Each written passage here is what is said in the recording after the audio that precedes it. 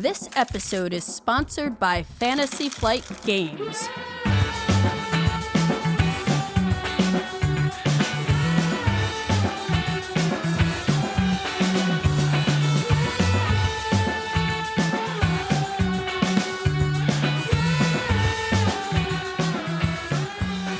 Hello and welcome to episode 56 of the Board Game Geek podcast, where we geek out about board games, the mechanisms behind them, and the people who create them.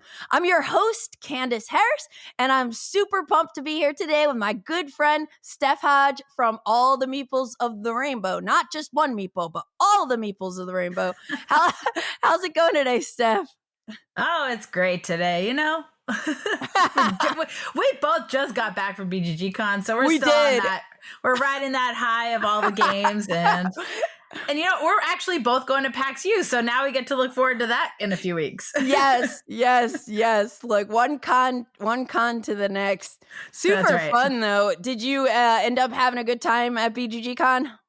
Oh my God, yes. All the games. I just love just even walking around, just seeing what everybody's playing and just, you know, chiming in and saying hi to everybody. It's just always so fun to be around so many awesome gamers, and just it's a fun atmosphere for me. Yeah, I totally agree. And I guess we'll get into some of the games we got the opportunity to play, but it's crazy how I always, and I know you do a lot better at this than I do, but I always like come in thinking I'm going to get all these games played. And then I look and I'm like, you know, talking to this person, talking to that person, don't end up getting, you know, nearly as many games played as I hope. Yeah. I mean, to be fair, you also like really long games, so it's a lot harder to get those games played. Yes. I ended up learning like 29 games, so I feel okay with that number. That's good. That's pretty good. What's new on your end beyond BGG.CON? Anything? No, it's just mostly planning for PAX, and my mom's coming to visit this week, so we're going to get to go to Dollywood. It's going to be a lot of fun. Nice. I've heard people talk about Dollywood. It's just like, it's just like an amusement park, but it's all like Dolly Parton themed or something? Well, so yeah, it is Dolly Parton themed, but it's just like, it's a nice atmosphere. Like, so yeah, it's a nice amusement park with tons of roller coasters, and I love that. So we get to go on all that. But she dresses up the park for the season, so I've been every season. Oh, and so like this is now the holiday season, so it's going to be dressed up with like all of the snow and stuff. So I love the winter themed. So cool. Yeah. I just before BGG.CON, the weekend before, was in San Diego for SD.HistCon. And I had a fantastic time there. You know, San Diego's just awesome. I don't know if you've ever been, but it's just like so chill. The weather is usually really, really nice. But anyways, I had a great time at that convention. I whipped together a little video before I headed to BGG.CON. So if anyone's curious to see that, it's called Historical Games for All SD.HistCon 2024 Highlights on the BGG YouTube channel. So you can hear a little more about my experience there. And it was cool because at BGG.CON, Matt and I were both at SD.HistCon, and then there were two other guys that were at both shows. So we were like, hey, we're the ones that like overlapped, you know? Yeah. Back-to-back conventions. That's hardcore. I love it. Yeah. That's why I ended up flying in. We ended up flying in on Wednesday instead of like the night before it started, because I was like, that's going to be a little too much. Yeah, to go from getting home Sunday evening to then flying out Tuesday. So I was like, okay, we'll just come in Wednesday, leave Monday. And it all worked out. Out. You still got games played. Yes, exactly. Well, today we're definitely going to talk about some of the games we played at BGG.CON. We didn't really get to like get our, you know, you, me, Michael, and Matt game in this time, which was kind of sad. But that just gives, you know, now I get to hear about what you played. You get to hear about what I played. So it gives us more to chat about. And also, considering it's the holiday season already, we're going to discuss games on the 2024 Board Game Geek Holiday Gift Guide. And Steph, you are always, I mean, this is now a tradition for us, the third time we've done this episode together.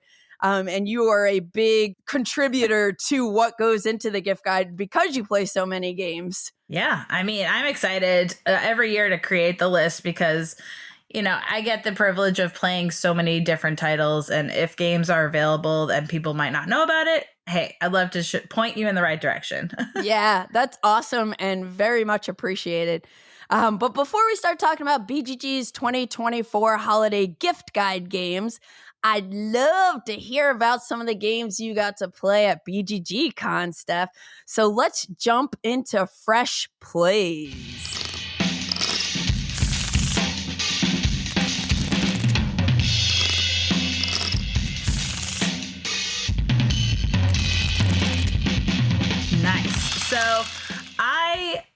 So not all the games that we talk about today will be from BGG.CON, but I did get to play most of these at BGG.CON.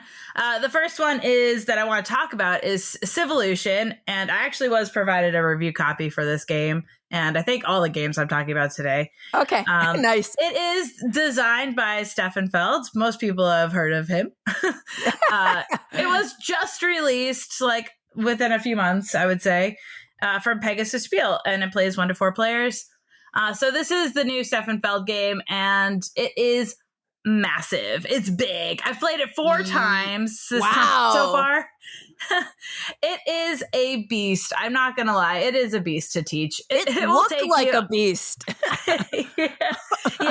It'll take a good chunk of time if you're learning it from the rules, and it will take even a while to teach the game is like an hour. So I would say it's one of Stefan Feld's biggest games. So for those who aren't familiar with the game, you are using dice to build up your console. I think the theme is like you're building a console, like Civ building sort of, and you're building out on the main board to collect resources, get more of your people out there for points. And so the whole game is based on trying to get points for different things like having territories or having people or advancing on the purple track. So it's all these different things that you want to cater your game towards because it's a little bit randomized at the beginning. So you have to figure out how to use the cards that you're giving to build this strategy. So if you like dice action selection, you're using your dice to do these actions. And there's a plethora of actions. I mean, it is a lot to choose from, and you get to upgrade these actions. And there's a lot of possible strategies in this game, which I really enjoy, like trying to explore and figure all these different things out as you play games. And this one in particular is a challenge because there's so much to explore. Yeah, I'm not gonna lie. Like, I've been kind of intimidated by Civolution. Like ahead of Essen, it was like one of my most highly anticipated games, and I still haven't played it. And I've seen it. I keep hearing about, some people have said it takes 6 hours to play, which, to be fair, that doesn't like scare me off of anything. Yeah, right. But the hour teach kind of like threw me off. Why do you think it takes so long to teach it? Well, so because there's so many different actions and just kind of wrapping your head around like what a strategy might be for you. So it's as long as one person at the table knows the nuances of like how things are moved and stuff. I mean, there's a lot of small rules that you need to remember, but you don't necessarily need to teach those rules. Just, how it happens in the game and what you do is the most important part. So if somebody can run a game, it's not that bad. But if 4 people are sitting down to learn the game, it's going to just be really long. It just is. Yeah. If everybody's brand new. Gotcha. Cool. Yeah. Well, I will try it at some point. You will. Yeah. So, and also, like, are you enjoying it? Like you said, you've played it like 4 times. Have you been like enjoying it? Yeah. I have been enjoying it. Otherwise, I wouldn't be teaching it. But I will say it hasn't always been a hit with everybody. Just because it is like a lot, right? Yeah. It's not going to be for everybody, but I have been enjoying it.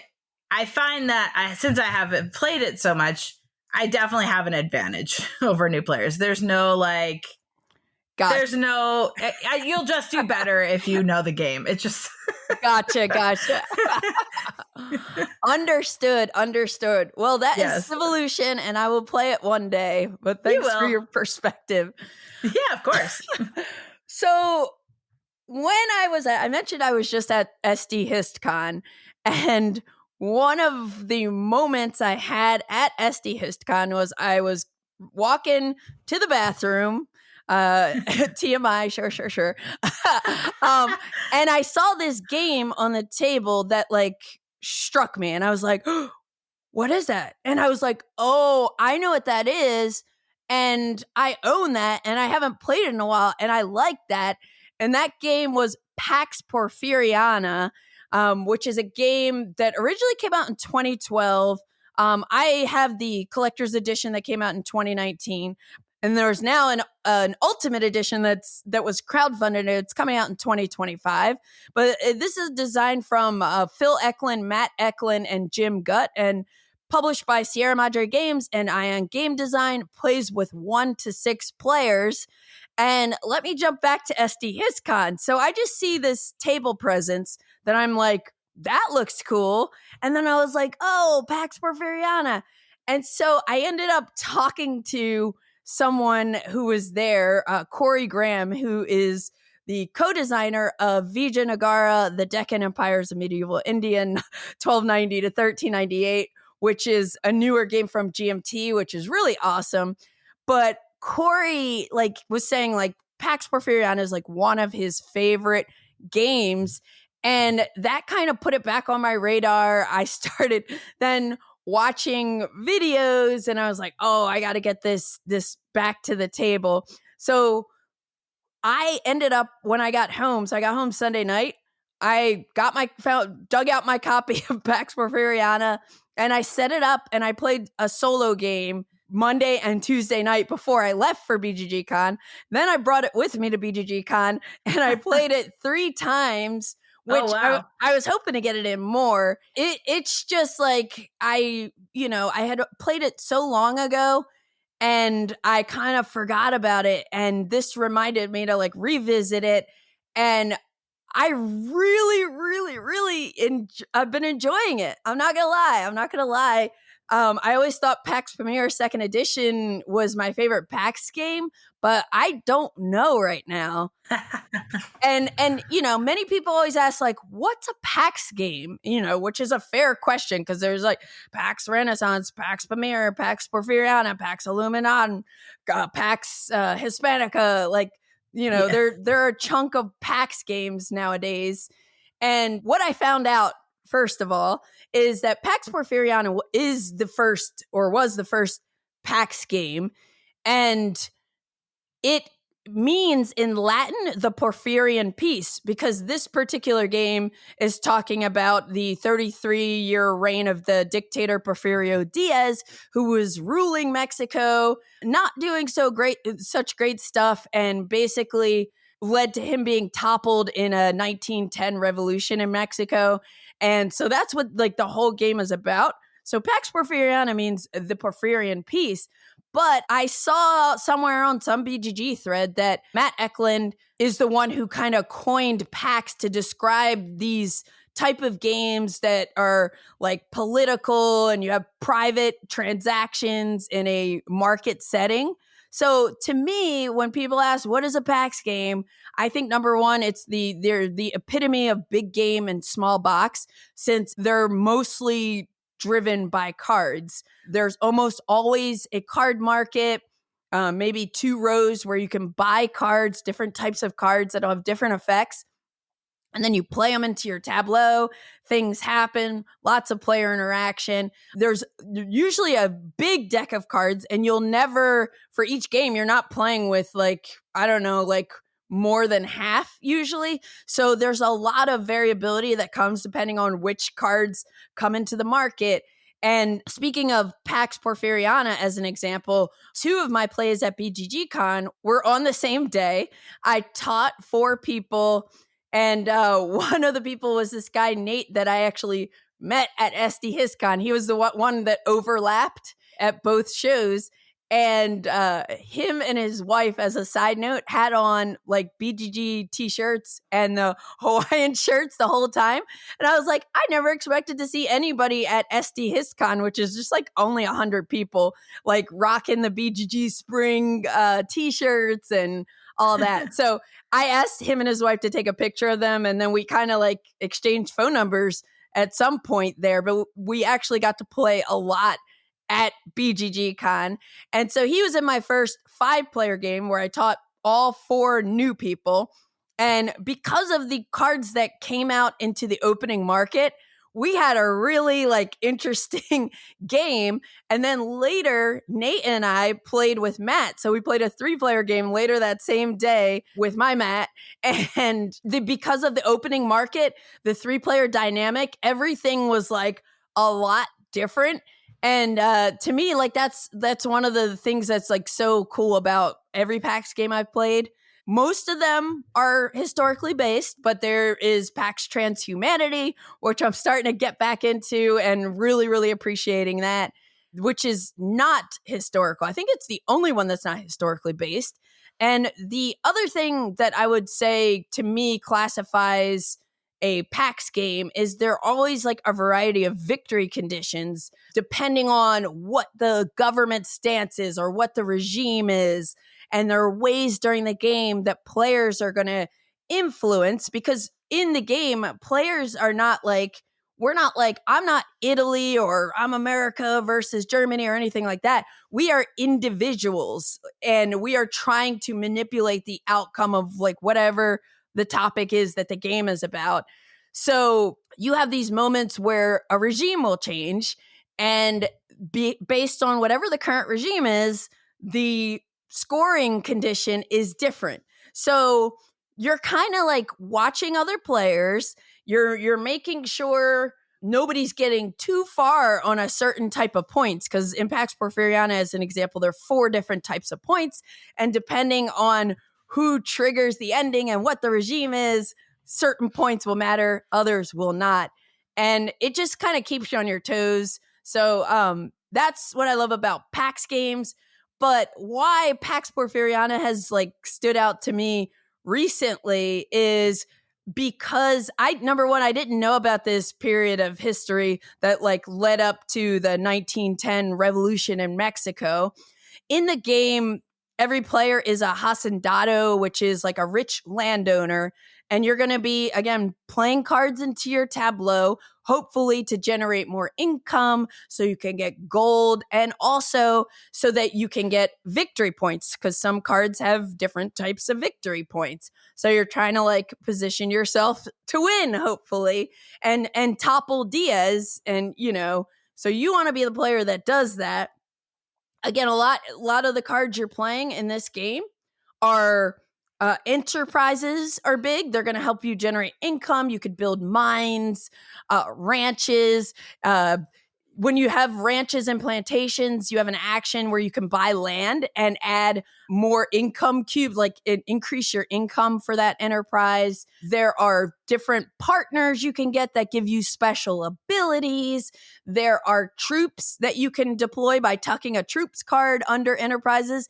And Steph, I can put my troops from my hand on one of your enterprises. So there's all sorts of oh my goodness, potential chaos and player interaction. But I just find Pax Porfiriana to be very thematic. Like, you know, I feel like the struggles of being that landowner, and I guess more like on the history a little bit, but like during this period leading up to the revolution, Porfirio Diaz was basically taking a bunch of money from foreign investors and selling Mexican land, and like basically kicking people out of their land and saying, hey, no, I'm getting more money from these foreign investors, so you can figure something else out. So not cool, Diaz. So the game just feels like really thematic.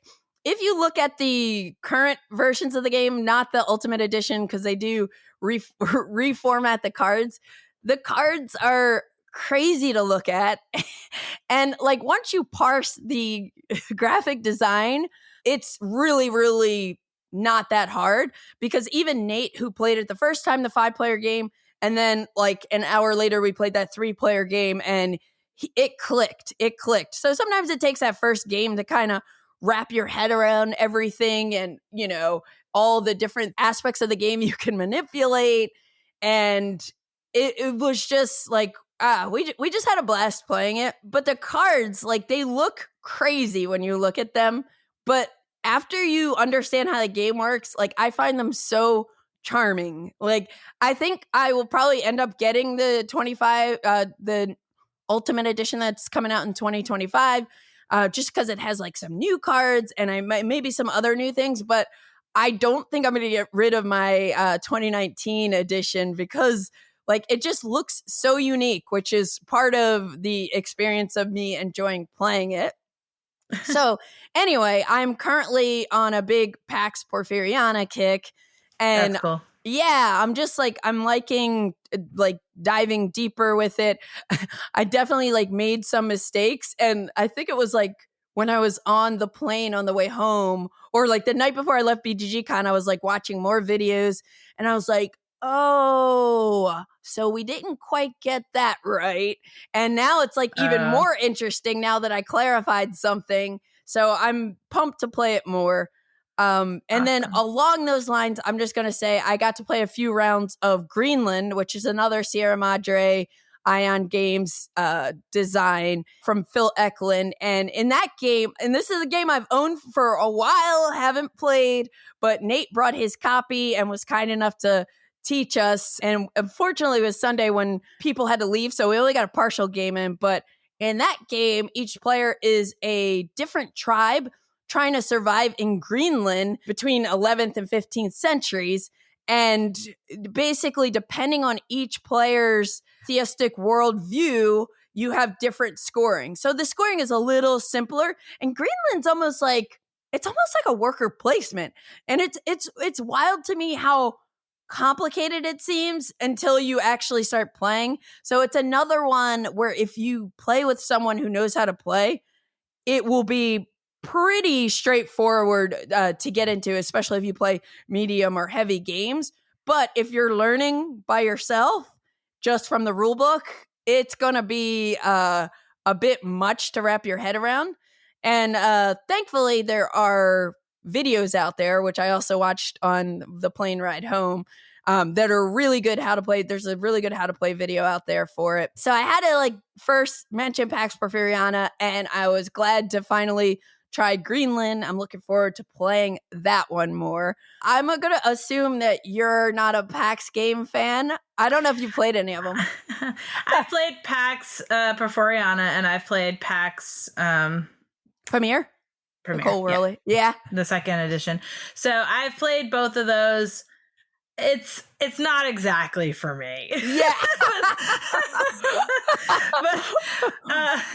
but maybe, I mean, it was so long ago that I played Porfiriana, so maybe I should give it another go. But when things are mean, I'm not exact. I'm kind of I'm kind of an, I don't know. I don't love being attacked, because everybody will attack me. I don't know if I'm a Care Bear, but everybody will attack me. Let's just say that. I'm a target. I have a big target on my back, so it doesn't matter. Fair. Yeah, I try to, and I learned this from somebody on a video that I watched on Pax Porfiriana. But whenever I teach this game, I tell people, I'm like, look, don't try to like focus on winning. Like, just enjoy the ride. Like, it is very much an enjoy the ride game. But the more you play with people who know how it works, then like, it's so cool what you can do. And I have one last funny story from BGG.CON. I was wearing a Spirit Island t-shirt that just has the fear icon, like really big.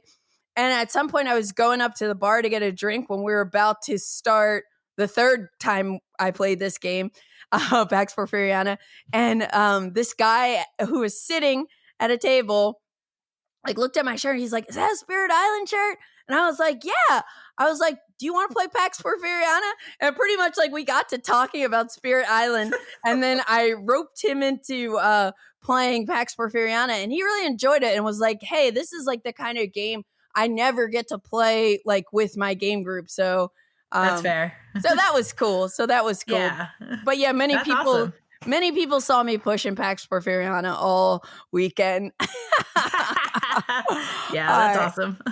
Okay, anyway, what else did you get to play, Steph? So, in the past few months, I've gotten to play a game called Tales of the Arthurian Nights. So, some people might have heard of Tales of the Arabian Nights, and I've played that.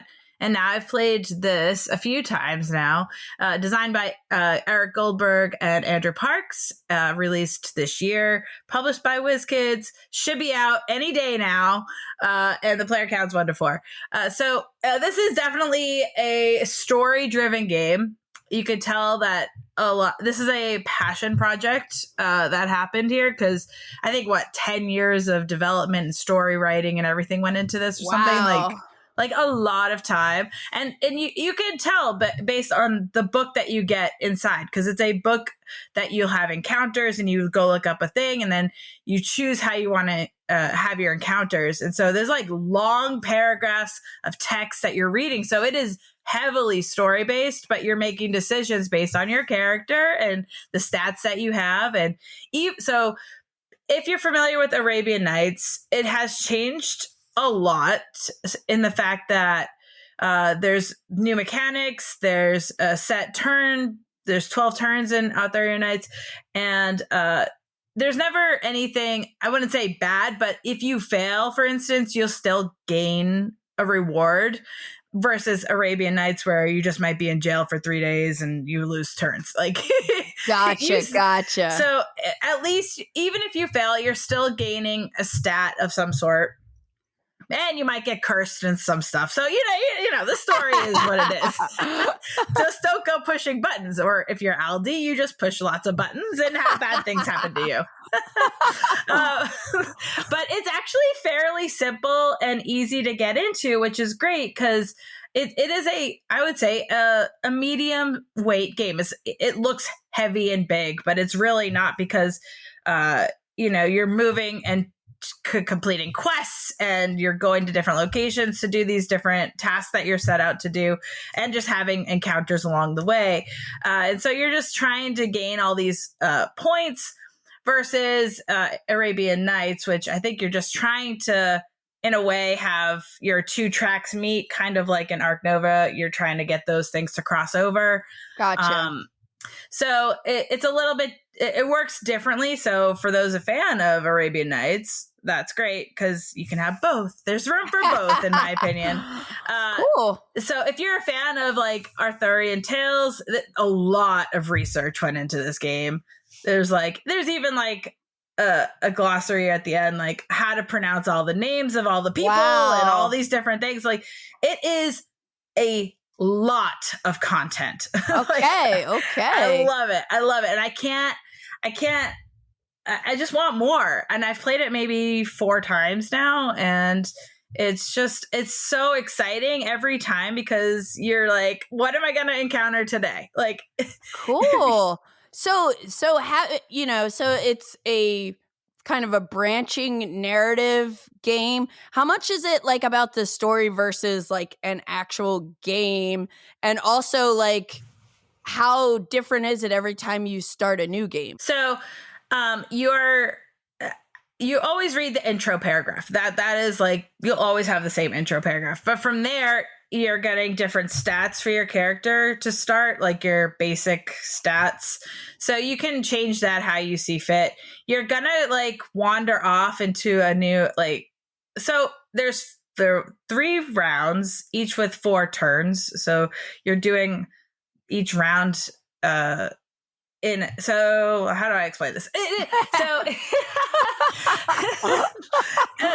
Each era, I guess you could say, will have its own tasks on the board that as a group, we can all complete together. And if we do, we gain some reward, or we don't do it and nothing bad happens or anything. Or you could just focus on your own quest and go off into these specific locations, but you're limited by your movement. And so you can increase that by gaining like renown. If you become beloved or something, you might have romance, or you might become a villain and gain renown and villainy and stuff like that. So you're trying to boost your stats one way or another to gain movement, to gain extra points over other people. It might influence decisions later on in your stories. So if you have so much romance, you can do this task. And so depending on what you find on your travels, you don't know, because each round maybe if I end in the mountains, I'm going to have a mountain encounter based on what I flip over these decks of cards. It's going to match up two numbers that will then Michael will read me the story and what happens. What did I encounter here? And so from there, it's like, well, you're going to have an encounter with a knight. Do you want to fight him or do you want to love him? Like, what do you want to do? Yeah, that's awesome. And so, I have romance. Maybe I can romance him instead of fight him because I don't have any swords. So, okay, let's try that way. And then he reads me another paragraph on and so I might have to do a check. So if I roll a 5, or if my stats are 5 or greater, I can succeed. And then I gain all these things. Now I'm betrothed. And that's cool. And okay, sorry, I have so many questions because I'm excited because I actually WizKids sent me a copy of this. I've never played the Arabian Nights, the original one. Oh, you should do that too. Also, I will one day. Like my friend Lauren, years ago when I first got in the hobby, was like trying to get me to play that game. We just never got around to it. Nice. But I was going to ask two things. How long does it take to play a game? And like, what has been your favorite player count so far? I have only played with 2 as full games go. We started a 3-player game, but it was we were unable to finish it. It moves at a quick pace, but there's a lot of reading, so that does take up time. I would say a normal game runs from 2 to 3 hours. It's kind of long, but again, it's not a hard game. So I would say it's an experience game for sure. So you definitely want to, buckle up. Cool. Cool. Like this sounds like one that will be great to break out around the holidays. So yeah. I'm looking forward to trying it. Put on some like Ren Fair clothes and like really get into it, That would be amazing. I would love to see pictures of that for sure. Awesome. So that is Tales of the Arthurian Knights. Okay, yes. So I would totally be remiss if I did not mention my epic game of War of the Rings 2nd edition with Bonacore. Yeah.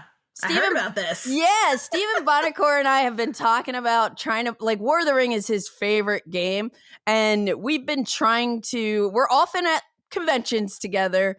And at some of the play cons, we've been trying to sync up to play War of the Ring together. We finally made it happen after, I feel like we've been talking about it for 2 years.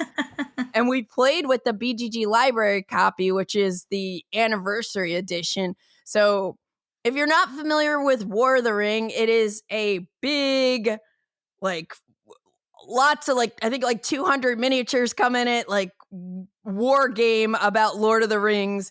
It's mostly it's mainly a 2-player game, but there is a way to play it with 3 or 4.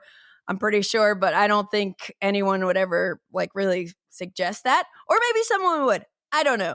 But it's from Ares Games. The 2nd edition of War of the Ring came out in 2011. This anniversary edition dropped in 2017. There was a 1st edition at some point before, and it's from Ares Games. It's designed by Robert DiMelio, Marco Maggi, and Francesco Nipatello. And in this game, one player is going to be the Free People side. The other player is going to be the Shadow Armies. And in our game, I decided to be the Shadow Armies because I hadn't played this in a while. And I was like, I like the fact that when the Shadow Army minis are killed off, they basically are infinite. So it's you kill an orc, they'll just create more orcs. Whereas when you start killing the Free Peoples, they're like dead. They don't come back into the game if you kill that elf or whatever, or that dwarf. But the Fellowship, Bonacor, is trying to secretly work their way. Like there's a hidden movement aspect where whoever's the Free Peoples, they're going to be moving the Fellowship towards Mount Doom so they can like drop the ring and destroy it. But if the Fellowship happens to get become too corrupt from that ring before that happens, that is one of the ways the Shadow player can win, and that is the way that I won. And it was very close, because if I hadn't like given Frodo all that corruption Kool-Aid, Bonacor was like one or two turns away from winning. But I was able to make Frodo so corrupt that ended the game. The other way the Shadow armies can win is just by doing military stuff. So if you take over different settlements are usually worth 2 points each. Some are worth 1. But if you get to 10 points, that's another way to win. The Free Peoples also have like kind of like a military victory scenario as well. But thematically, it's more about trying to sneak the Fellowship to Mordor and drop that ring, you know. It's super good. Like this, it's a very complex game. And I hadn't played it for years. So I like watched the video to refresh myself. And I had Bonacor kind of fill in the gaps. But once you get going, like after like round 2, I'm like, okay, yeah, I know how this works. Like beginning of each round, like there's some phases. You're going to roll your action dice. So both sides have a number of action dice. The Shadow player, me, always has more dice, which is nice.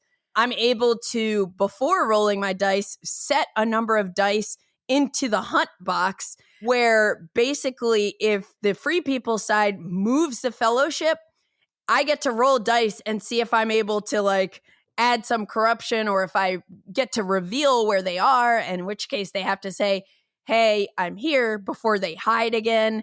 And there's so much, it's so thematic. Like this is like the Lord of the Rings game if you are down for something that's 3 to 4 hours and a little complex to learn.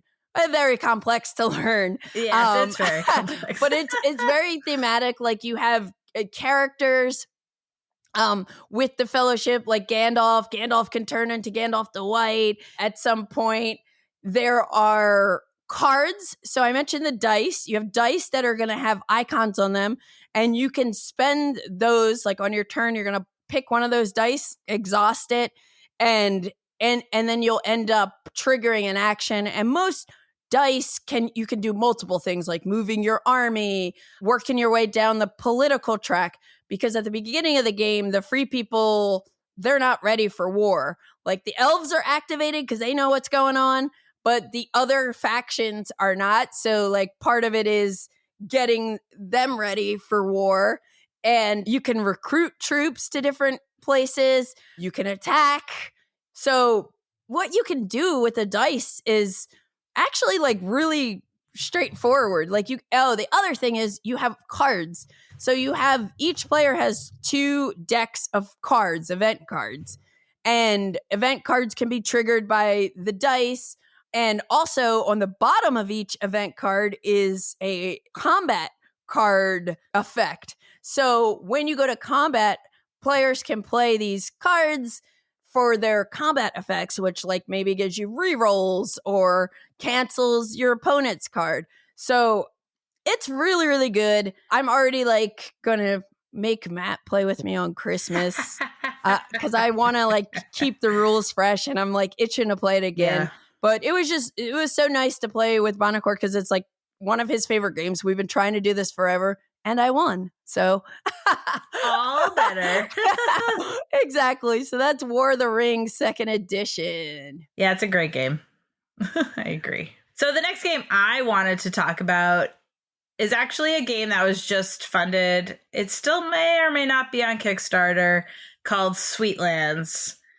They provided me a advanced copy that I then had to send on to somebody else, and my whole game group cried because of it, because we all love it. Sad. Yeah, so this is published by Uchiba Koya, designed by Tatsuka Chuo, and it's coming out next year for 1 to 4 players. This is a fabulous game. It's wonderful. If you are into the heavy Euro games, which I am, imagine that. Yep.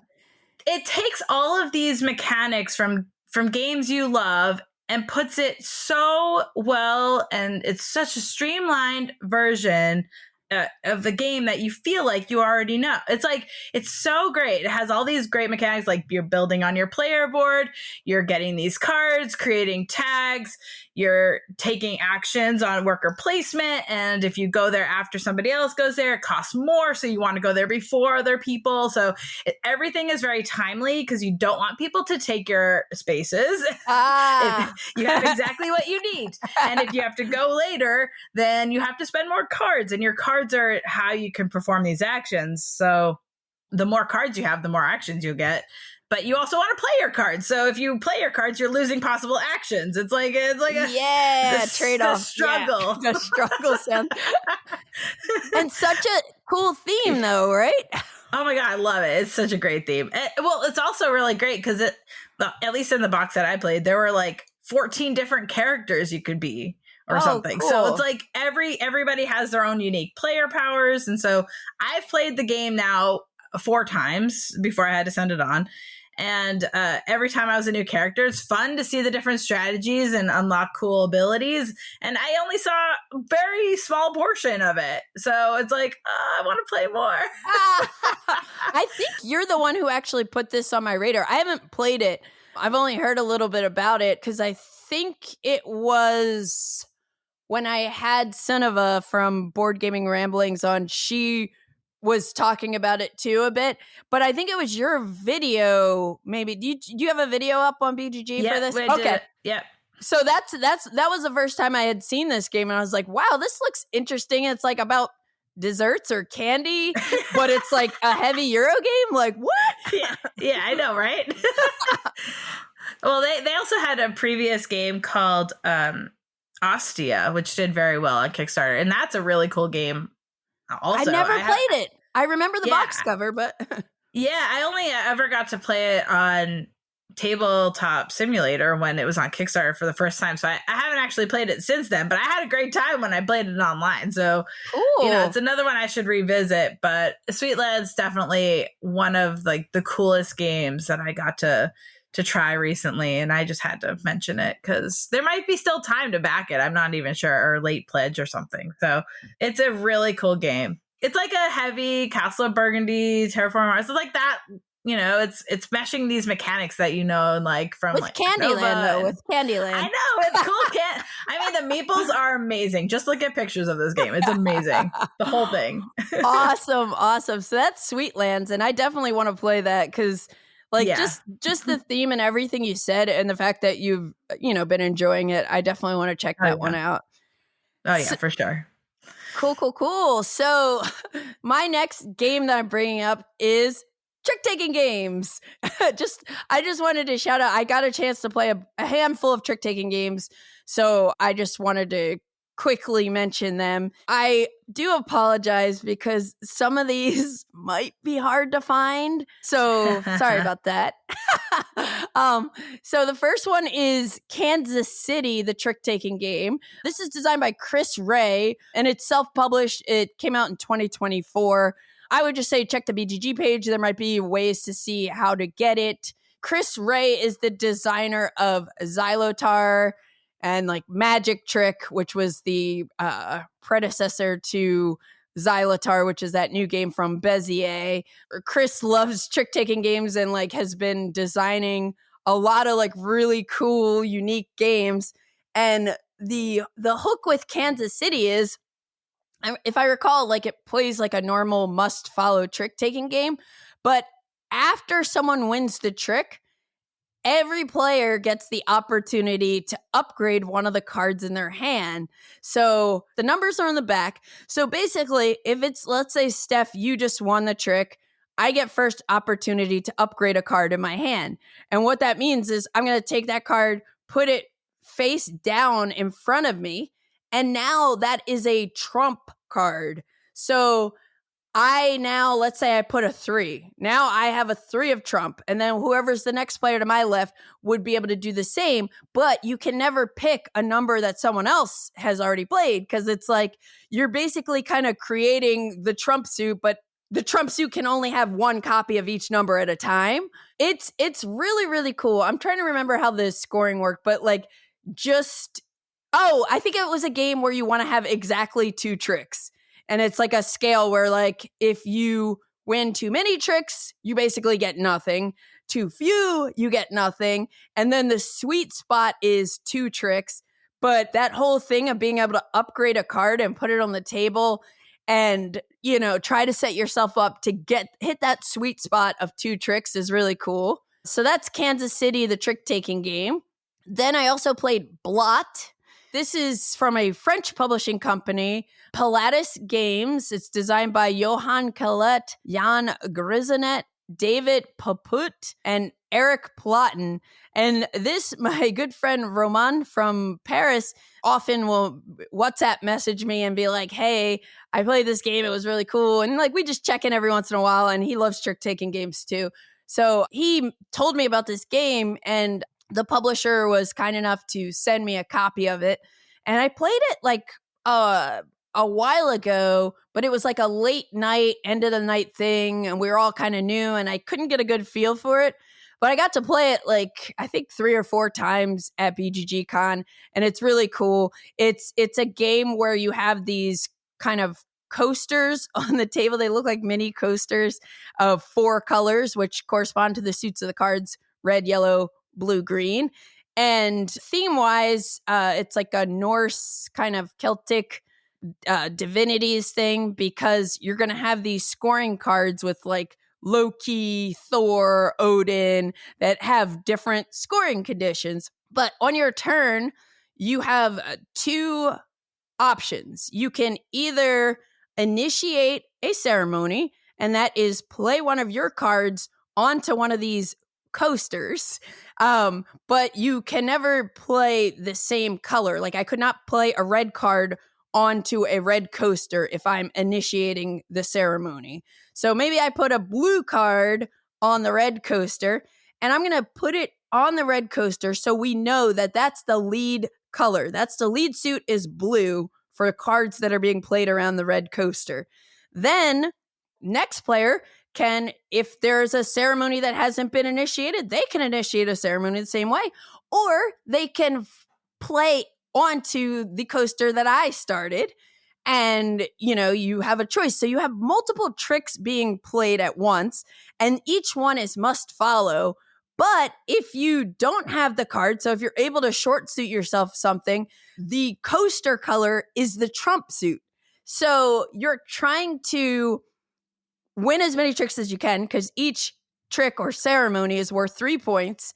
And then after one of the coasters, as coasters fill up with cards equal to the player count, so if we're playing a 4-player game and I play a card that now completes a trick because there are 4 cards, we see who won. They get to keep those cards, and you kind of splay them so you can see how many of each color you have, because at the end of the round, after every coaster has been played to twice because they flip over, 3 of those coasters are going to end up on these scoring cards. And the timing of this is like, can be really crucial and important. So you're trying to like time this out, because only 3 of the 4 coasters are going to end up on scoring cards. Some of the scoring cards are negative. Like if a yellow ends up on, I don't know the cards offhand, but like on Odin, you might lose 3 points for every pair of yellow cards that you've won in your tricks. Or it could be something like, oh, the red coaster's on Thor, and whoever has the most red cards of all the cards they've collected gets 4 bonus points. And there are 4 different divinities, and they're double-sided. So as you play the game, which is 4 rounds, you only ever have 3 of them, and it kind of rotates which ones are available to add to the scoring rules, and then they flip over during the game. So it's pretty cool. It's very thinky. I think 4 players, I think I played it 3, 4, and 5 when I was at BGG.CON, and 4 players felt really good. 5 was cool. I would do it again, especially as people get the swing of it, but 4 players might be the sweet spot. 3 was interesting, but like you fill up the coasters so fast with those. So that's BLOT. And there's another game called FUCAZUL. A designer from Brazil reached out to send me a copy of this because he knew I love trick-taking games, Diego Antunes, and this is a 2024 release also from Esporte na Mesa. And FUCAZUL, the hook is, I think that means beetle, like blue beetle, like a car. So it has 3 games in one. In the box, you'll find like a deck of cards and some car meeples, a lot of blue ones, and then there's other colors as well. And it has a dexterity game, which I got to play once, which is kind of like feels like a jungle speed kind of thing. There's a push your luck game, which I haven't tried yet, but then there's a trick taking game that's a racing game with a super trump that's dynamic, and it's really pretty neat. I played that a couple times. Basically, you use one suit of cards to build out a track, and you're like, as you win a trick, you're like moving your car forward. But then there's also an element where when you play a trick, you're putting all the cards on the table. So if you match to the card that was played in the slot to the left, you get to also move your car forward. So there are 2 ways to move your cars forward.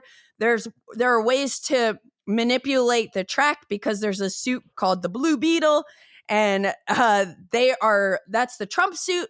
But depending on which car is furthest ahead and which number they're on, that is the super trump. So it's cool. I really, really enjoyed that. Learned some lessons from early plays. I played a prototype called Boo, a Halloween theme climbing shedding game with different player powers from a designer who was at BGG.CON named Dylan Johnson. It was adorable. It was so like thematic, like you're trying to win points from chocolate cards. Candy corn was bad because Dylan doesn't like candy corn, but it was like really solid. Like I was expecting it to be more of like a play test and we were going to find things to talk about, like complain about or, suggest or whatever. But it was like really, it feels like a finished game, and the player powers are cool. Like you could be a mummy, you could be Dracula. It's all like Halloween theme. So that was cool. Nice. I also got a game in of Seas of Strife, which is the old Texas Showdown. It's a new version of that that originally came out in 2015. I think Seas of Strife came out like 1 or 2 years ago. Designed by Mark Major. The hook of Seas of Strife is you do not want to take tricks in this game, but when you play, it's must follow. But if I play a red card, and let's say Steph doesn't have a red card and plays a yellow card, now everybody to our left can play a red or yellow card. And so like it kind of, you'll have 2 suits or multiple suits potentially that are allowed. And when it resolves, you're going to look at which color or which suit has the most cards, and whoever played the highest card of that will win. If suits are tied, it's whatever the highest number is, that person will win. And you don't want to win tricks. And also there are a bunch of suits, the numbers are varied. So maybe like one suit, the numbers go 1 to 10. The next suit could be like 11 to 16. So not all of them have the same number, and none of them repeat numbers. So it's super good and plays with, I think, up maybe 5 or 6. And then the last trick-taking game I'm going to throw in is Mew and More Revised Edition from Heidelberg Games. So I'm assuming CGE will probably be putting out an English version. This Mew came out in Mew and More came out in 1995 and has had a couple versions, but this is a revised edition to help you get into it more. It's designed by Doris Mathos and Frank Nessel. And this game, whoa, I was not expecting to like love it as much as I did, but it has a cool thing where you're bidding with cards in the beginning of the game. And by bidding with cards, I mean you are playing cards from your hand face up into your tableau. And basically whoever like put the most cards in front of themselves for their bid face up is going to be the crown player, and they're going to get to pick a partner for the round, and then they're going to have a goal of how many points worth of tricks they need to win. The other players are the shield team, and they're going to be trying to like prevent them from winning the tricks, but the shield and the crown player also define what the trumps are for the round, which is, it's really neat. I love games that like, I love trick-taking games like Les Plateaux where you rotate who you're partners with or teammates with. So I like cannot wait to play that one more. That is Mew and More Revised Edition. Okay, I think that was all the trick-taking games. So if you like Mew and More, I recommend Mighty, because that also has that changing partnership. I think it's done a little bit more elegantly in Mighty than Mew and More. So when I played Mew and More, I had no control. I'm like, there's no hope for me. So for me, I played that like so long ago, so I should probably revisit it. But I'm like, I don't know. I do, however, love Texas Showdown, so that's a great game. Okay, cool. Yeah, like with Mew, I was like, often like it's really interesting when you're trying to figure out what information you want to share. Like there was like this moment where this guy Sanchez, he played 2 cards out, and I was like, okay, like he could be a good teammate. So I specifically bid some cards, not because I wanted to win and be the crown, but because I wanted to show him like, hey, we might be good partners. But I think I'm still definitely like learning what kind of information to share, when to bid up and stuff like that. Oh, for sure. But it's cool. I like it a lot. All right. Yeah, anyways, that's awesome. That's trick-taking games. Yeah. My next game I was going to talk about is Thorgal, the board game from Portal Games, came out this year. Plays 1 to 4 players. It has a whole bunch of designers that I don't want to butcher their names, but we could try here. Joanna Kijanka, Jan Mirki Shvesaski, and Rafael Seisma. Hey, that's better than I would have done. So nice. So I was fortunate because Aldi got to teach us this one. He had played it, so we got to play with him. It's a cooperative kind of adventure game. It's like, it has one of those books. So some games have a book that you can go through and do different adventures. And so this has that cool book. You choose what page, what adventure you want to do and go for it. Everybody has unique player powers. So I was good at, hunting in the woods and fighting people in the woods because I was a little girl with the wolf. I had a wolf. It was so cool. Nice. And so as you play, you get to level up your stats and you'll get better, meaning you'll get more dice to roll during combats, or it has a weird like polyomino mechanic where if you take damage, you're filling up your board with polyomino shapes. And if you can't place the polyomino, then you die. That's so neat. That's so neat. It's weird. It's weird because you want to place it strategically to not die quicker. The puzzle of taking damage. Yeah, is that right? And so as you're playing the game, you're selecting these actions, and each round, there's 9 rounds at most. In the scenario we played, there could be more in other scenarios. So each round, there's 4 tokens, and if you're playing with 3 people, basically one person will get a second token to use. And so depending on where people are placing their tokens and activating the spaces, you may or may not get bonuses on the action you select. Because if you play on the earlier space, then I might get a bonus over here on a later space. So you have to kind of time it if you can with the other players, because it's co-op and you're coming to this final goal.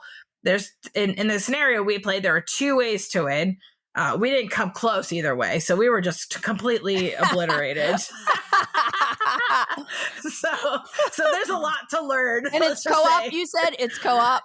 It is co-op. So you kind of have to really work together and do it quickly, because if you don't, then you're just gonna lose. I feel that way with like Robinson Crusoe in a way. Like, it's so hard to win that game. And so Ellie's like, I don't know if you can win this game, but I have fun trying. I'm like, I kind of agree that I don't know if I can win this game, but I have a lot of fun trying. That's cool. That's cool. Yeah, this is on. I have a copy of this as well, and it's in my queue because I'm really like I think I saw it 2 years ago at Essen before they crowdfunded it. Okay, yeah. And I love that it's scenario based, but it's not campaign, so you can just like flip a page in the book and get started. And I was fascinated by that, the polyomino like Tetris puzzle of taking damage. Cool. No, yeah, it was a lot of fun. So I'm excited to get back to it, and hopefully Michael and I can do a video for it in the near future. Awesome. So that is Thorgal, the board game.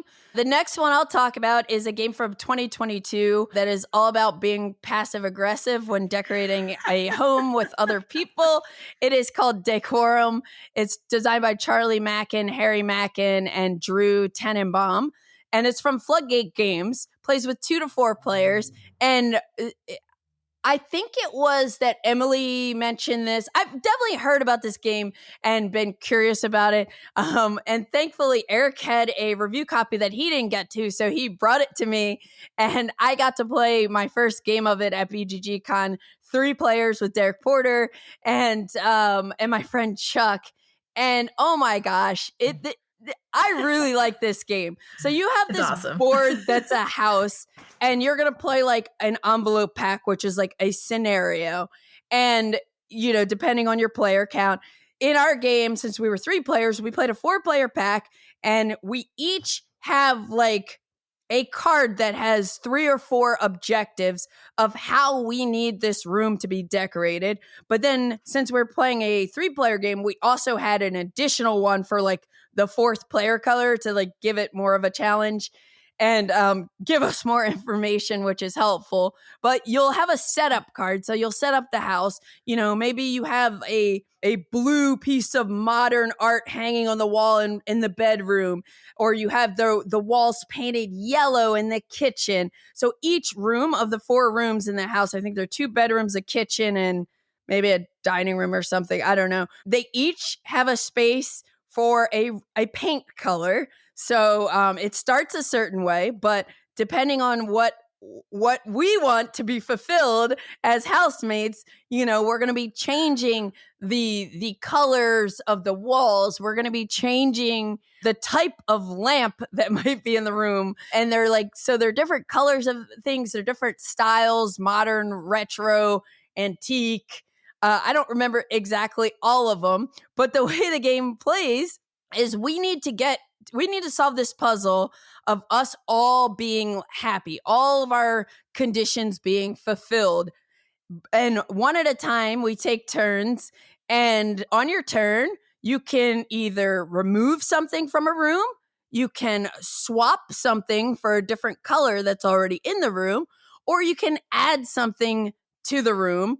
Or if you're completely fulfilled, like the current state of the house is everything, you're satisfied, you can pass. And so we each take turns doing that. But when you do something, like let's say I place a green lamp in the kitchen, I'm going to look at my housemates and get their reaction to it. And they could either be neutral. They could be like, I hate that. Like, oh, I do not want that green lamp in the kitchen. You know, you can't say what your goal is, but you just say how you feel about a change that one of your teammates has played, your housemates. Or you could say, I love that. Like, I really love that green lamp in the kitchen. And so you're getting information from other players by reacting to changes. And you're going around and you're going to keep doing this until you solve this puzzle. Every 5 rounds, you're interrupted by what are called house meetings. And that's when you're able to share some information with another player. And it was funny because we had this situation where after like the first time around the table, Chuck was like, I'm fulfilled. Derek was like, I'm fulfilled. And then it came to my turn and I was like, I'm not. So it's like, it's almost like a Rubik's Cube when you get to that point and there's just one color that's off, but you have to kind of like take the whole thing apart and refigure it out. And it's just so thematic, and we had so many laughs. So I cannot wait to play this more. I know you've played it, so yeah. So what are your thoughts? And I think you were saying you liked it best at 2. It plays really well with 2. There's more scenarios for 2 in the base game, but it plays great with any number of players. It's just it's fun. It's fun. And then there's this new expansion, the moving out expansion, where you add in vehicles, and so the game sets you up with all the things you need, and you have to figure out how to pack it in your vehicles. It's crazy. It's so fun, though. I was curious about the expansion. Oh my gosh, so cool. And I think now we need also to have the expansion where you have to put games away on the board game shelf, That's right. I love it. Anyways, that is Décorum. You have another game you want to talk about? Sure. There's always more games, Candice. I know. There's always more. I recently got to learn Endeavor Deep Sea. Nice. Yeah, from Burt Island Games and Grand Gamers Guild. It came out just recently, within a few months. Player count is 1 to 4 from Carl D. Visser and Garrett Gray, the original Endeavor designers. They took Endeavor. Have you played Endeavor? I actually have played it once, and I won. Yeah. So I'm undefeated at the original one. Yeah. Excellent. Yeah. I mean, I've always loved Endeavor, so I was excited to see this new game and what is it about kind of thing. They did a fantastic job taking those core mechanics of Endeavor and totally revamping it. So in this deep sea game, you will be exploring these deep waters. So there are these tile stacks. And so you're building the board as you go versus the static board that you might find. There's scenario based. So you choose a scenario you want to play. It'll have a different setup for you, and there'll be different goals to target. You can play this cooperatively. You can play it competitively. I've only played it competitively, but I'm curious to try it with as a cooperative game. I'm very curious because I do love co-op games, but you're still passing around the tray of tiles, and you're picking one of those each turn, and you're trying to advance on your different tracks. And the better up on the tracks that you are, the more choices you might have for selecting these characters to put into your tableau. You'll get a better distance for traveling, or you'll get the better sonar, you'll get better, you can go deeper kind of thing. So there's lots of different ways that you want to be up high on those tracks. They will also give you points at the end of the game. So you're trying to figure out the best way about doing that and getting to these different locations so you can search for cool tiles and get all the bonuses that way. So you're focusing on how to do all of that depending on what's scoring in the game. So if it's scoring to be over in the 5th column, then you want to get all your ships over to the 5th column by the end of the game, and you get lots of points. And so you have to really cater your play to what the goals are, because that's where you will score a lot of points. And so I enjoy that puzzle aspect. And I played with 2 and with 4 players. With 4, the whole board was explored. It's such a crazy difference. I think it scales actually very well. Even playing with 2, I felt like I could do my own strategy and come out successful with that. And with 4 players, the board is explored, so you have more options to go further down. So it's just it's a different experience. Even though you're doing similar things, you're still having different strategies, which I really like. Yeah, I really like. I played this, I think, on TTS with Benita, 2 players once, and nice. I feel like, did I get to play it again, or did I just demo it?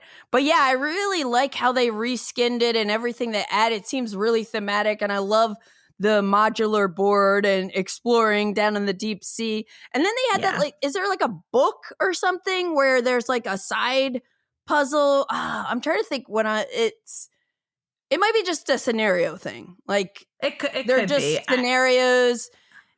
And there's one thing you're advancing on that I don't remember exactly what it was, but I knew they have a bunch of. Yeah, there are different types of like contracts you can fulfill. So maybe that's what you're thinking of. But if you're on a location that's blue, for instance, you could take an action to claim one of those journals entries, and it gets you a bonus. It gives other people bonuses too. So that's one of the many different actions you can take. So yeah, but it's a cool game. It looks really good, and it's yeah. you know it was a good reskin. You know. Yes, absolutely. Cool. So that is Endeavor Deep Sea. And the last game I'll mention is Katmai, the Bears of Brooks River, which is a game that I received a copy of from Osprey Games, designed by Peter Ridgway, and it's a new 2024 release. It plays with 2 players. It's a small box, and this is basically almost like a lane-based combat game with bears. And these are real bears. So this game, and I haven't had a chance to like read every bit of the back of the rule book, but this game is based on real bears in Alaska. Every card, so each player, one player is going to be the cinnamon side, one player is going to be the sandy side, and you're going to be playing cards. So you each have a deck of 12 cards. They're slightly asymmetric, but mostly you have the same abilities within your deck. But each round you're going to stash away 2 of the cards without looking at them. So you're going to play with 10 cards. You're going to have 2 in your hand, and on your turn, you're going to play one, or whoever has the initiative will play first, but you'll play one face down onto one of these tiles. Not onto, but in front of one of these tiles. And then the second player is going to do the same. They don't have to play it to the same like tile that you played to on their side of the board. They could play anywhere on their side of the board. And then once both players have played their cards, you flip them over and you just see what they have. And then you draw a card. Some of them might have an effect that happens instantly. Some have effects that trigger later. But you're going to go through playing all 10 of your cards into different areas. And then the next phase of the game, you're going to go through and starting with the upstream tile. So all these tiles have arrows, so they all need to be pointed the same direction. There's a river in the middle of the whole thing. So as you place all these tiles next to each other in between players, it's going to look like a river that has forests on the edges. And each tile is broken up into 4 squares that have different icons, like a water fountain. I don't remember, or not, like a waterfall, not a water fountain. A waterfall, fires. I don't know. I don't remember all the icons, but there's some icons. So after all the cards are played on the table, you're going to go through and resolve each lane. And you're going to say, okay, on tile 1 that's furthest upstream, I have 2 dominance points, and Steph, you have 5. So you get to place a beeple. Yes, I said beeple. It's a bear meeple, and they are so cute. So you get to place one of your beeples on one of the squares that's available that doesn't have a beeple, where you just won. And so what you're trying to do is, number one of the ways you can win the game is if you at any point have 4 or more bears than your opponent, you win. So just like winning and placing bears is just really, really good. But also, if it doesn't end like that, there are also objective cards, public objectives. So every time you place one of your beeples, you're going to see if you met the pattern of an objective card. And if you do, you get a number of points. I don't remember exactly how many different objective cards there are, but in the first game we played with like the basic set and there were 4 different cards. I'm pretty sure they're all like double-sided and there are like probably at least like 5 or so more. So you have a variety of different objective cards you can play with, and the objective cards just have like a pattern. Like you have a bear in this position, not in this position, one in this position, and you're trying to like place your bears so that it meets these objectives and gives you salmon points. You're catching salmon, and then you just drop your salmon above that card. But each of the objective cards also has an icon corresponding to those icons that I was kind of saying are in the squares of the tiles. So if your pattern also matches the icon, for each time you match an icon, you catch an extra salmon. So you're going to go through and the cards have powers. So sometimes it's like, oh, well, if this particular card will make your opponent's lowest dominance card 0 in this section. So you're basically, it's like an area majority thing on these different areas where you're trying to get bears placed. And the cards have effects, which are cool. And there's a whole dynamic of when to pass the initiative, because like maybe you start with the initiative, but if you continue to hold the initiative, the perk is if there's a tie on any of the lanes, you'll be able to place your tiebreaker first. You have this little bear cub tile, and if you don't have the initiative, you can only do it second, and there might not be 2 tie opportunities. But if you hold the initiative, like when the last card play is happening, your opponent is going to be able to respond to whatever you do. So sometimes it's good to like pass the initiative off right before the last card, so then you can see what they do, and then you can do something even more clever. But it's really good. I really want to read all the information on the bears. The bears all have names. They're nice, really nice table presence, because they're big cards. I don't know if they're fully tarot, but they're big cards with cute bear art. And on the backs of the cards, they look furry. Like the art looks furry. And the beeples, like as they get on the board, they're just super cute. So I'm looking for, like, I love card kind of dueling games, and this theme of playing with these bears, competing for dominance. I just love it. It looks great. So I'm stoked to play this one more. And I know you saw Mick and Starla were just starting to play when I got back from dinner that Sunday night. And so I was like, I'll teach you, because like we just learned this game before dinner. And they had a good time playing. But so far in our games, the person who takes the cinnamon bears seems to be like crushing it. So I'm going to see if the Sandy Bears can win. Well, I did tell Starla and Mick about your games were cinnamon one. And so Starla's like, I'm cinnamon. Nice one. But anyway, BGG.CON was a blast. I also got to play What the Fog with Eric, which was really good. I did that too. Yeah, I really like that. You're trying to like predict weather, but you're also like betting on how well you're predicting the weather with cards. It was really cool. And I played Things and Rings for the first time also. Oh, so fun. I love that too. Good choices. Thank you. And now a word from our sponsor. Bring horrifying tales of ancient ones and arcane mysteries to your table. Delve into Arkham Horror the Card Game Revised Core Set with up to 4 friends and take on the role of investigators in the city of Arkham. Play through this cooperative living card game through multiple scenarios and try to survive the unspeakable evils and unknowable horrors. Adventurous and experienced players will also enjoy the newest scenario pack, the Midwinter Gala, where players align with a faction of their choice and work together to claim the powerful relic at the center of the Lantern Club's nefarious plot. Even more horror awaits in the Drowned City expansion, releasing early next year. Pre-order today at your local game store and follow Fantasy Flight Games on social media for up-to-date information. Cool. Let's start talking about the gift guide games. Some of these I've played, some of these I've not. So let's start with the family and new gamers category. What do we have there, Steph? Well, the first one I just had to add to this list was Castle Combo.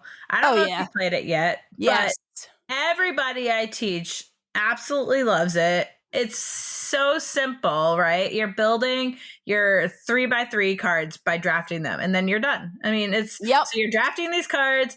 It's easy to get into. The iconography is great.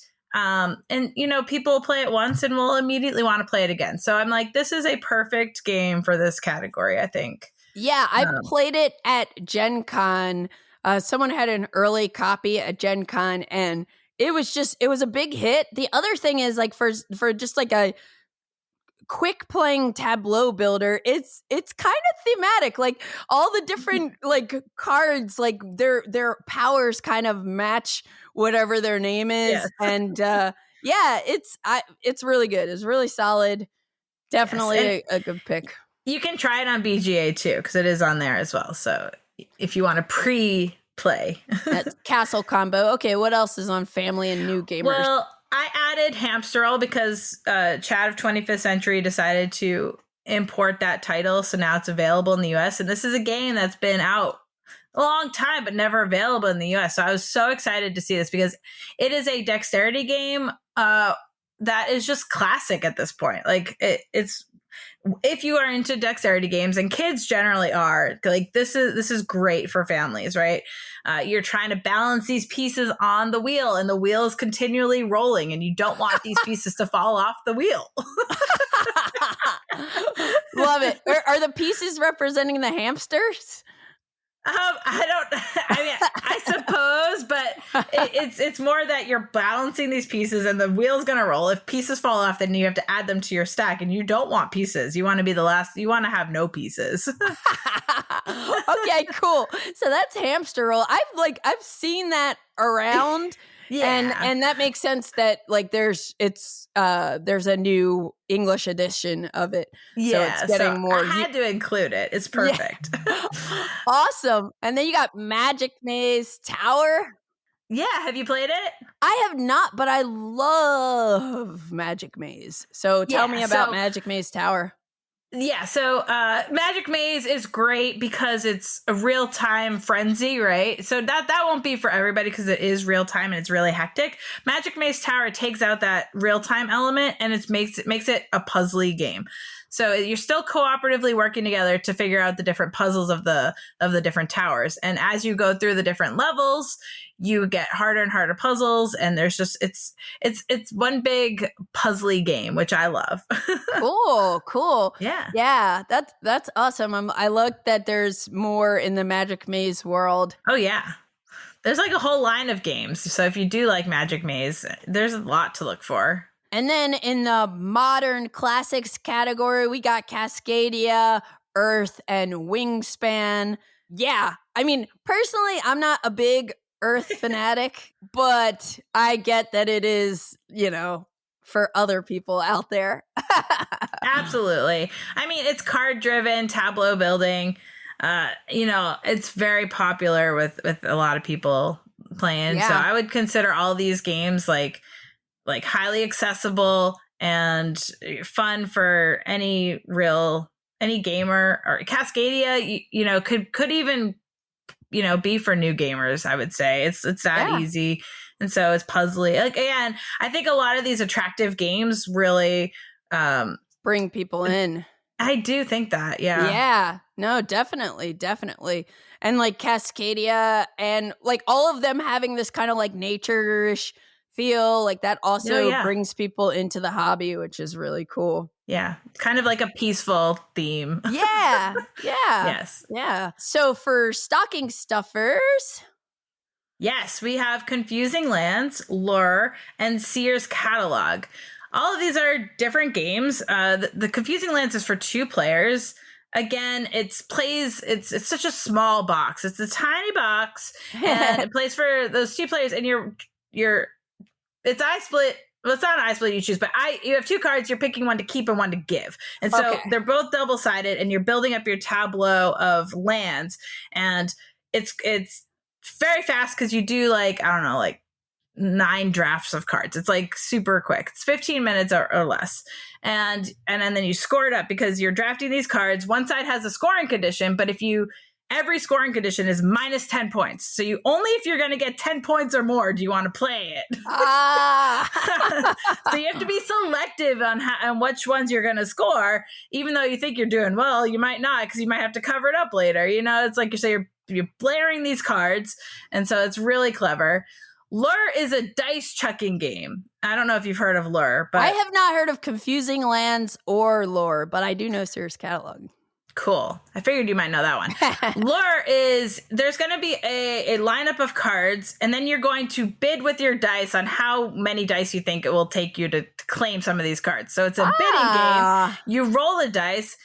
Whoever bids the least amount of dice, it doesn't matter if it's a D20 or a D6. It just matters you have a die in your hand.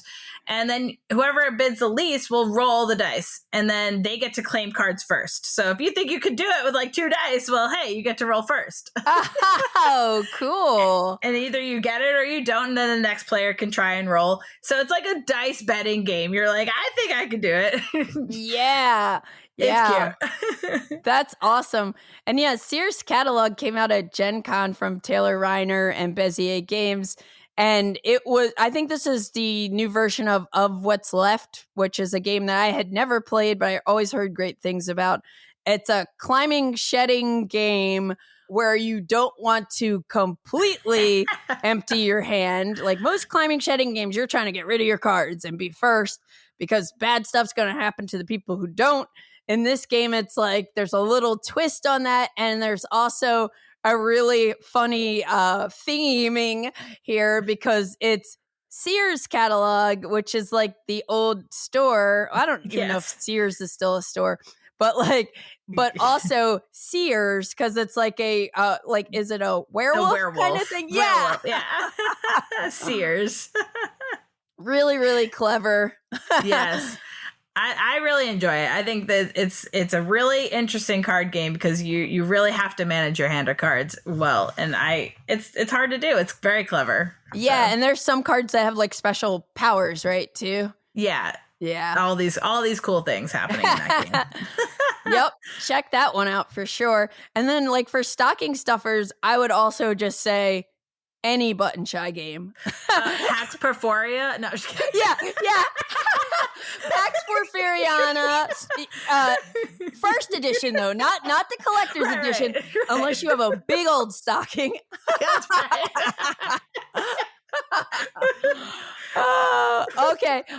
But actually, one other, besides a lot of button shy games are great for stocking stuffers. Absolutely. I just picked up a couple of new Oink games as well. Like they have the Deep Sea Adventure Boost box. Oh, yeah. And I think it's called Moving Wilds I played, which is like a drafting game where you're trying to get animals paired up to the right habitat. I thought it was pretty cool. I've only played it once, but those are like small boxes. So like Oink games, button shy games. Absolutely. And these are good to check out. You might have better luck finding button shy games available than Oink games. But yeah. I know some Oink games like Deep Sea Adventure is in Target. So you can get that. Insider, usually like Amazon or something. Insider is awesome. Cool. Well, I know nothing about the kids games, so I'm going to just let you tell me. I'm surprised that you haven't heard about Animal Upon Animal. I do know Animal Upon Animal. You're stacking like giant animal meeples. Yeah. Okay.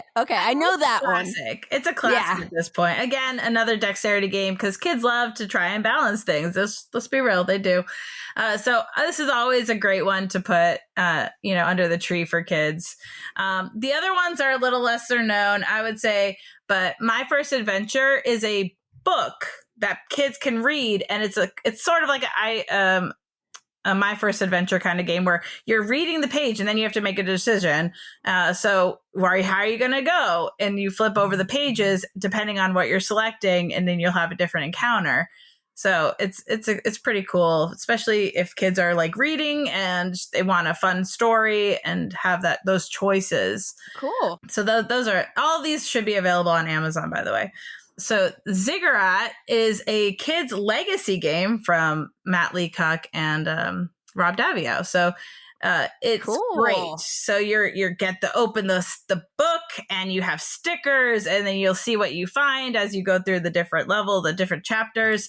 You're working your way up this like ziggurat to try and get to the top, and you have to avoid the different spirits that are flying around, and so it's super cool. Awesome. I wish I had legacy games as a kid.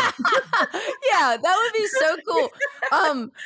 Another one that I want to bring up in the kids and also family and also new gamers category, only because I just played it last night for the first time in preparation for a Cardboard Creations interview I recorded just before we recorded today. Yeah. There's a game called Monkey Palace, and it's a game that has Legos, and you're building stairs. So you're trying to get Legos and like build them up to this palace. And there are like different rules where every time you build stairs, you put a little decoration on, depending on the terrain you kind of like started from. Like there are 3 different colors. And then you also get, depending on how many like stairs you were able to build, you get a certain amount of monkey credits, which you can spend on cards that let you do this like little engine building game. And they're also worth points.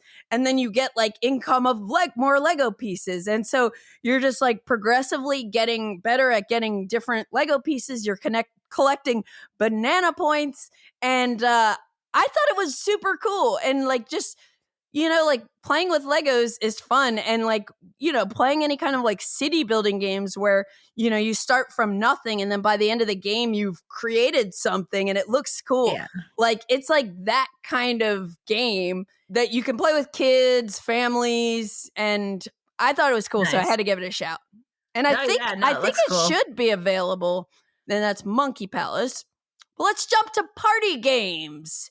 Well, yeah, everybody loves party games. The first on the list is Adventure Party, a role-playing party game. I've been so curious about this. It's super easy it's to like get into and just start playing. And one thing I want to mention is inside the game, they give you a sheet like where to go to have ambiance music depending on the level you're doing. So that's like awesome. That's like a 2 thumbs up for that. That's cool. So, at the core of it, it's just I roll a d20 and you have to try and guess my number. But how you guess the number is all about this game. It's just storytelling. How can you create a story? So what you do is we're in a situation and I have to explain how we're going to get out of the situation. I roll my die and then I say, well, what really happens? And you have to try and guess my number based on what that story happened. Yeah. That's cute. So it's so fun because you're coming up with these like crazy stories as I'm the paladin awesome. And all these things happen. So it's thematic. It's what you bring to the table, right? So if you get into a character, you'll have a lot of fun with this. Cool. So that's Adventure Party, role-playing party game. The next I have is DaDaDa, which is from the op. It's a new language creating game. You are given these pictures and these strange words like da or ba or tree or lee or whatever these whatever these words might be. And as a group, you're collectively creating this language so you understand when I draw a random card, when I say Zopli da, you know where it goes. You know what picture it is. Like, you know what I just drew because of what I just said to you. And so it's hilarious. It's wonderful. I've played it, 15 times with different groups. It's so much fun. No. I was going to say, have you gotten a chance to play Gibberers? No. Is it good? Oh, it's so good. And like hearing you talk about it, like there definitely is some overlap, but I'm kind of curious to see like how DaDaDa plays, but like, yeah, Gibberers, and this one is not available in the US yet. But I picked it up from Hobby Japan at Essen, and it is a game where you're starting your own civilization, and you are forming your own language you start by making an 18-word dictionary. You always start with yes, no, and I know, K-N-O-W, or I understand. And then from there, you build out and this is before the game officially starts, you build out 14 more words that are going to be helpful for you to keep building your language. And then once you have those initial words and everybody's coming up with all sorts of things. Like I got to play at BGG.CON. Matt Leacock was playing. I think he put on socials that that was his game of the con. Oh, wow. Because it's just such a neat experience. So I think Iki was no, and for example, we had a Targar was death. So Matt Leacock introduced this cool element where when you say Targar, you have to kind of whisper it like Targar. So it'd be like Iki Targar, and then blorp this, so you're similar to what you're saying. You're making up this language, and then players take turns drawing a card that has 6 words on it, and you're gonna pick, if it's your turn to play teacher, you're gonna pick one of those words, and then you're gonna come up with a word for your civilization, and then you have to use your language to help everyone guess what the English word is that you're trying to portray, and early on you can use some gestures, and it's just so satisfying. I feel like I think David Thompson said at SD.HISCON that it was his game of the con.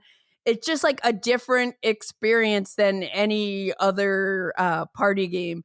But I haven't tried DaDaDa, so I'm now I'm curious to see how much overlap or how different they are.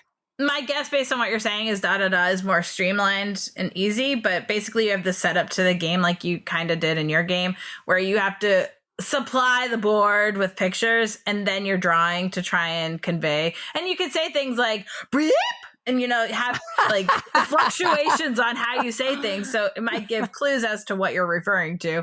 Yeah.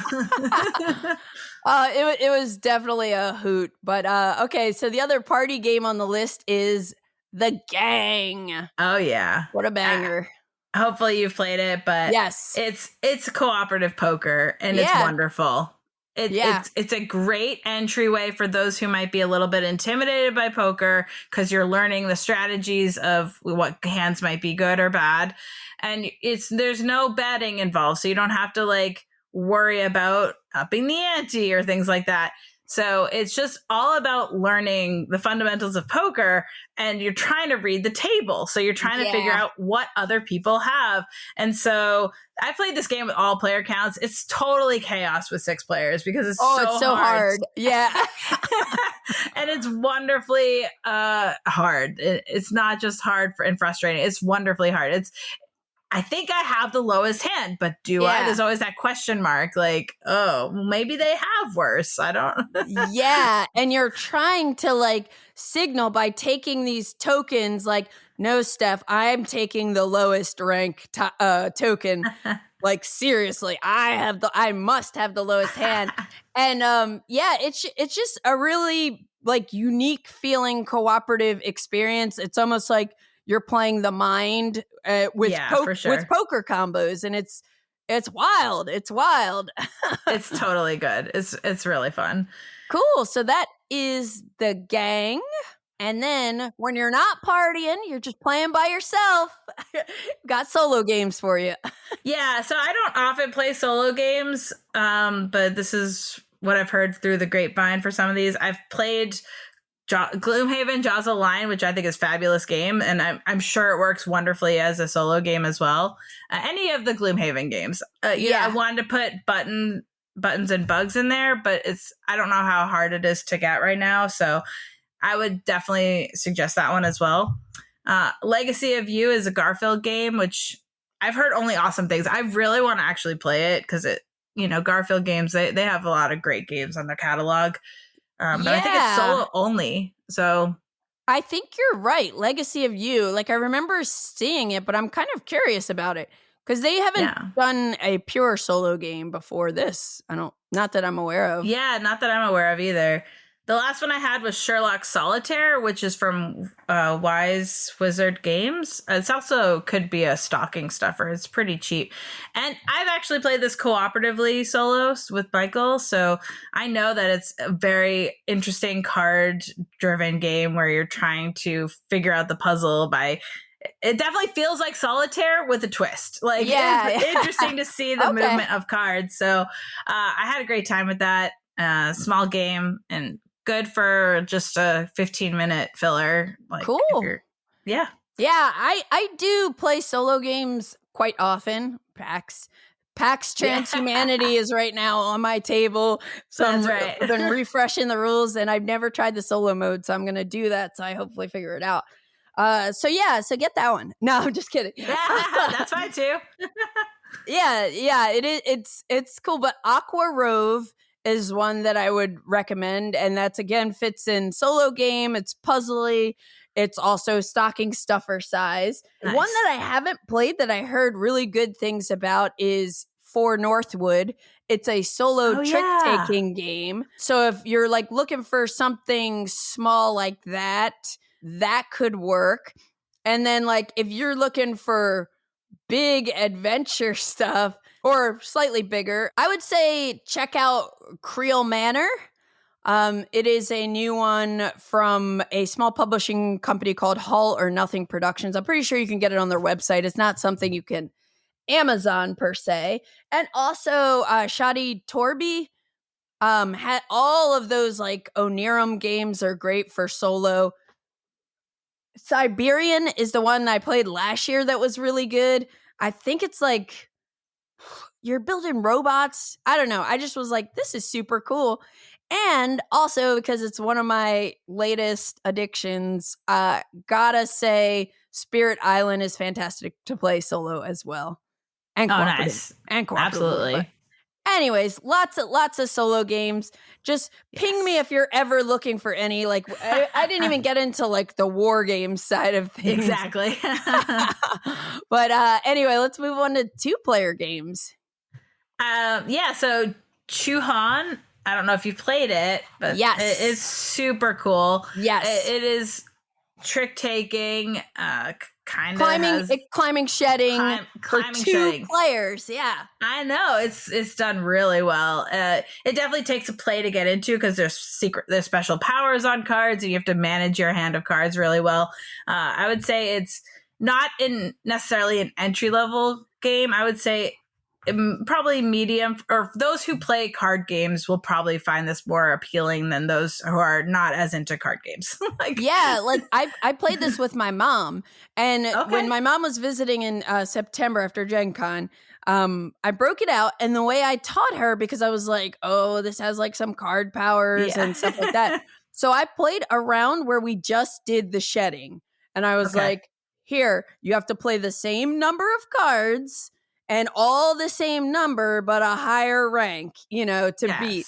And like start there. And then once they get that concept, then say, okay, now we got a bunch of cool powers that we can trigger. And I love that the writ tokens where you can draw cards. Like draw cards. That's Make pretty your cool. Hand better. Yes. But if you lose, your opponent gets points for them. If you lose the hand. So Chuhan is really, really good. Yeah, for sure. Obviously, I don't know if people do the BGG, Secret Santa at all, but I do that every year because it's fun. So every other post that people are saying, my Secret Santa sent me this, has been the Lord of the Rings Duel for Middle Earth. Heck yeah! It not only is this game fantastic, but it's for 2 players. I know that everybody will love this game. Even if you don't like Lord of the Rings, I've heard like people like enjoying it because it's based on Seven Wonders Duel, which is amazing. Yes, but now it's like this like thematic, like awesome. It's so fabulous. Good. Yes, they did do a few changes that I absolutely love. I love the dueling track instead of trying to get push just the tug of war. Yeah, I love this because you're like trying to catch. So he's trying to catch Frodo. And Frodo's trying to escape. It's thematic. It's so thematic. It's more interesting than just a marker being pushed and pulled. No disrespect to Seven Wonders Duel because that's still an amazing game, but it is really, really cool.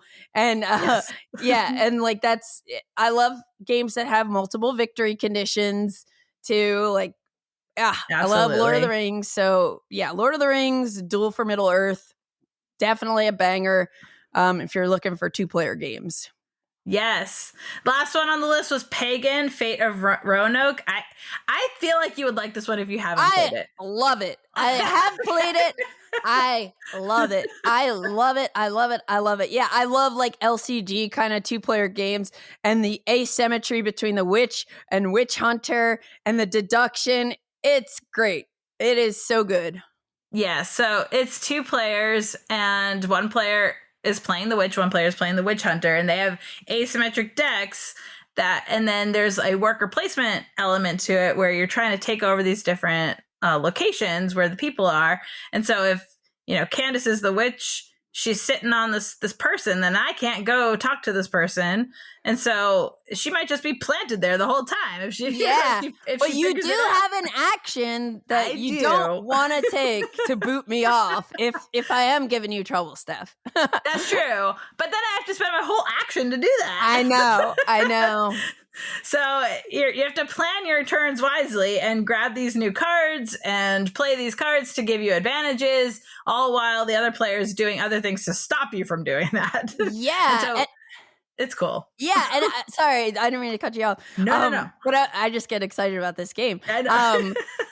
And then the fact that the witch hunter is able to play location cards into their on their player board, and location cards give them extra action spaces. But it's like if you're playing on your own action spaces, that's just leaving all the suspects for the witch to start putting her secrets and spells on. So yeah, it's really thematic, asymmetric. The deduction, you feel that.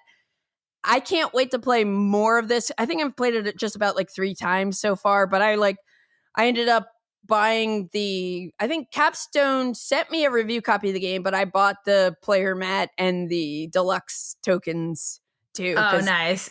I know they're already working on more content for it. Yes. So that's really cool. I think they might have some new content for it at PAX Unplugged. Hopefully, I think. Oh, awesome.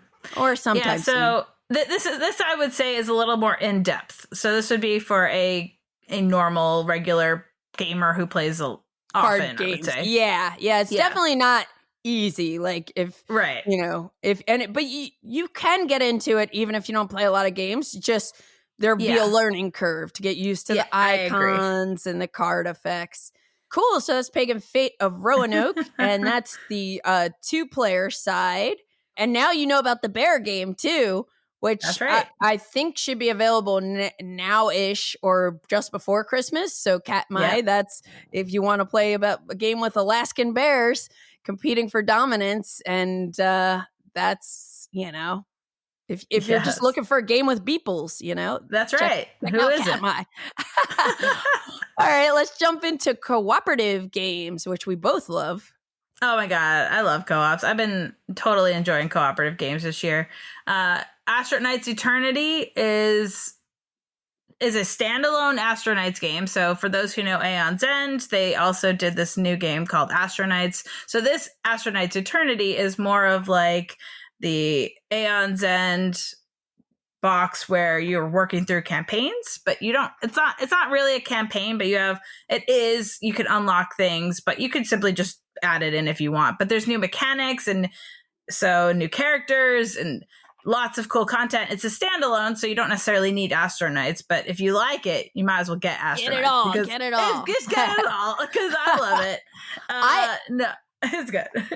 I only played Astronauts. I don't know which version I played, but I played it once, way earlier this year. I thought it was super cool. I always liked Aeon's End. I don't have it in my collection anymore because I feel like I wasn't playing enough. But I really like. It's deck building, right? It's cooperative deck building. Yep, absolutely. Yeah, where you don't shuffle. You never shuffle. Right. But I didn't think the Astronauts theming would appeal to me because it's kind of a little, okay, people are going to yell at me when they hear this, but I'm not a big fan of that movie that everybody likes. Galaxy. Spaceballs? No, I love Spaceballs. Guardians of the Galaxy or whatever. Okay, is that it? Sure. Yeah, it's a little hokey or something. I always gravitate more to the serious movies, not the oh, there's a funny line every now, So there's something about Astro Knights where it like didn't grab me, but the gameplay is really good. So when I actually played it, I was like, oh, this is cool. This is really cool. Yes. So I think they streamline Aeon's End a bit because you have decks of cards, not just like a single stack of cards. It's all the same. So you have decks of cards that you'll get different cards. So you don't necessarily know what's going to be on top at any given time, which is nice. Cool. The next one on the list is Bomb Busters this year from Pegasus. Love it. Easily one of the best games this year. Love it. I love it. So absolutely. And you know how I can tell you? It's because I'm on level 54 of 66. That my game blows my mind. I'm impressed. I'm jealous. I know. It's absolutely amazing to me. This is a cooperative deduction game where you are trying to defuse the bomb in each level. There's 66 levels, so you work through it if you want to, or you just played level 54 if you want. But I've made it through. And some of them are audio driven and they don't even have two of them yet. So I'm like waiting on the audio. Whoa, we're getting spoilers here. Just a little bit. So I'm at a pause because I'm waiting for my next mission. Oh, but they do an amazing job keeping it different level to level. I'm impressed that it varies so much every time you play the game. I can't recommend this game highly enough. You can play 3 to 5 players. My group plays it at 4. I think 4 is a fantastic player count if you have a group of 4, but I know it can be played with fewer or with more if your group is more.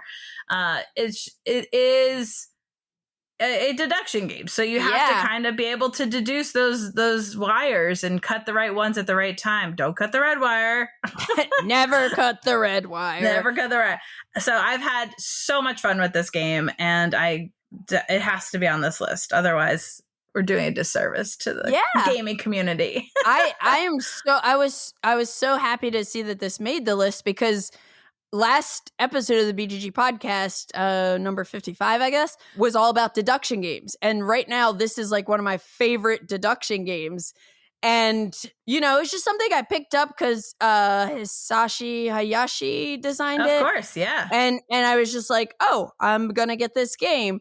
And so I got it from Essen, and I probably wouldn't have even played it by now if I didn't just do a deduction episode where I was like, I'm going to play this so I can see how it, fares. And I'm not a big, I don't think that's necessarily my genre of favorite games, but it's just really good. And I'm not nearly as far as you because I keep playing with different people, but it's really, really fantastic. For a cooperative game that makes you think, that's thematic and just different. Yeah. Cool. Yeah. It kind of, I'm not saying it's like the crew, but it kind of fills that void of having played the crew. And now I could play this with my group. Leveling up through the missions. Yeah. Yeah. So that's always fun too. So I highly recommend this game. The last one on the cooperative games list I put here is Fate Forge Chronicles of Con. This game is a big, adventure type game. I would call it along the lines of Gloomhaven level. You are going through a big scenario of missions with your troop. But what's cool is you can add people in and out if you want. There's mechanics for that. And it's app driven. So you don't really know what you're going to encounter until it tells you. And so, yeah. So you played it? Yes, I have. And you know what? I played it because I interviewed Gordon Kalea, but I would have played it anyway because I just I've been really into adventure games. And one of the cool things about this game, there's some games that have apps where the app is just whatever, you don't even need it. It's just extra to be extra. But what's cool about this is that it ties what you do in your little combat scenes back to what's going on in the story world as you're doing things, and everything the app kind of remembers your choices. What your choices are. Yeah. And it don't make bad choices. Don't make bad choices. But the app really kind of walks you through setting up combat scenes. I love that you can just play it pretty quickly. Like, it is a big box, but like the scenarios don't take that long. And so if you just want to play one, spend like an hour and a half or whatever, or you could play multiple in a night, but you'll feel like you've like really progressed. So I think it's really solid, and I can't wait till I have more time to like play through more of it. No, me too. Yeah. Me too. Again, it's very like streamlined, and the rule book is quite large, but nothing is like out of the ordinary. Like, if you're familiar with these games, it will feel like second nature to do things, which is great. Yep, and it's much lighter than Gloomhaven and Frosthaven. Yeah, I mean, I wouldn't say much. I would say it is lighter, though. Yeah. Yes. So that's Fateforge Chronicles of Con. All right, now we're jumping to mid-weight games. And I haven't played any of the games on this list, so lead us off, Steph. All right, so the first one is Loot. There's 3 O's in that Loot. Loot. It is people can kind of immediately compare it to like Calico, because you're trying to place tiles on your board strategically to score them, but I feel like there's more freedom here to place your tiles. You place them where you want, and then you build around that. However, it's a worker placement game where you're placing your workers on the map, and you're going to collect resources and then possibly build a building. So you're doing all these things, and you're trying to score the most possible points. It's fairly light. You make a lot of crunchy decisions in the 25-minute gameplay, and I feel like I've done something at the end of the game. So I love puzzly type games like that. It's on BGA as well if you want to try it. The next one is River of Gold, and this is also on BGA. It is I would say a light Euro-y type game, and you're trying to build your different buildings. So when people stop along the river, you get bonuses, they get bonuses, and you're trying to gain points that way. Beautiful production from Office Dog. Again, plays out pretty quickly, so you're making all these great choices in the hour playtime. I love games that give you lots of good choices in like that short time. So yeah, this has been a hit with all the groups and everybody I've seen who's playing it. So it looks so pretty. Oh yeah, it's gorgeous. They did a great job with that production. And it's set in the Legends of the Five Rings world, right? Because like I had what was the game that I love? Battle for Rokugan. And that's also set in that world. I've never actually played the card game because I can't get into another card game. There's so many that I love. I probably would get into it. But I like the art style and the gold accents on it. So I definitely want to try this one at some point. Oh yeah, you should. I haven't played anything of those other in the series, so I'm not like that is not pulling me in, but I guess it would definitely pull other people in for sure. The last one River of Gold. Oh yeah, River of Gold on BGA if you wanted to try it first. Yes, and beautiful. Stone Spine Architects is a new game from Thunderworks. So if you're familiar with cartographers, their whole world that they built, role player, with these characters. So they bring these characters to a new game. This is a drafting game where you're building up a tableau and you're building up your dungeon. So it's line by line. You can't go back. So once you put out your cards for the top row, you're going to the next row and you're trying to like puzzle your way out. So you're drafting these cards. It's standard, pass the hand to the next player, place one in. So you hope you get what you need for the round. Trying to do all these goals. What they do nice in this game is that as you're playing, they'll introduce new goals for you to work on. So it's not front loaded with lots of goals. It's as you're going, you're getting new goals. So you have to like, now I have to try and do this. Gotcha. That's kind of nice. So cool. All of these games play within an hour. So that's really nice. And you get lots of good choices. That's awesome. Yeah, I haven't tried that, but I like Thunderworks games in general. Oh, for sure. It's those Stone Spine Architects. And let's finish it off with heavy games. Yes. So as you probably have played lots of check games, edition games, Kutno Horror, the City of Silver, is on my list because I couldn't put it on it last year.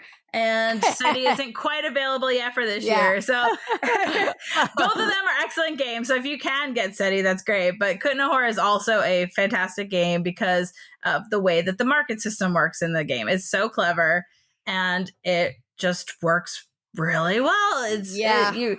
I don't get it, but you know, if somebody buys some coal from you or whatever, the coal market is now going to raise in price because now everybody wants it. Yeah. Or if you start producing lots of coal, it's going to go down in value. So because there's so much of it. Yeah. I know. The whole way it works is just elegant and really cool. And another cool thing about the game is that you are only able to focus in 3 different factions. So you might not even be able to build the tavern because you don't have that ability. Yeah, you're not in that club. You're not in that club. So you have to focus on what other people are doing and use their things to your benefit. Yeah. Timing is everything. Timing is everything. Player interaction, the fact that you don't have any physical resources is really cool. You're just always just looking to see what the market value of stuff is. This game, I raved about it last year because it's so smooth. I haven't played it in a while, but I would love to get it back to the table soon because I enjoy it every time. I love the look of it. I love, I feel like most of my games have really tight scoring where between the winner and the second place is 2 points sometimes, and that's exciting to me. That's exciting. Oh, for sure. Kutno Horror is a banger. Yes. The next on the list was Marrakesh from 2022, the Queen's game. Steffenfeld also. So it's a big game. If you are into Euro games, it has a big table presence. There's lots to do, lots of little mini games, if you will. You just focus, but you need to do a couple things, not everything. And so it's a gorgeous game. It has a cube tower, which I absolutely love. I love the cube tower. Oh, yeah, that's right. Yeah, and so you're drafting these. So you're I'm putting in these cubes, and then they don't come out, and you're no! Because what comes out is what you're doing, you're taking actions based on, right? Yeah, so then you're drafting these little pawns to then take your action. So it's really clever how it all comes together, and they also have that expansion that adds in more opportunities for things. I do, Candice. So, you're camel racing. So I've only played Marrakesh once, and I will say it was after a long, heavy game. And so I think I would have enjoyed it more if it was the first game of the day. Yeah, definitely. But it's a lot to process as a first game, as your first play.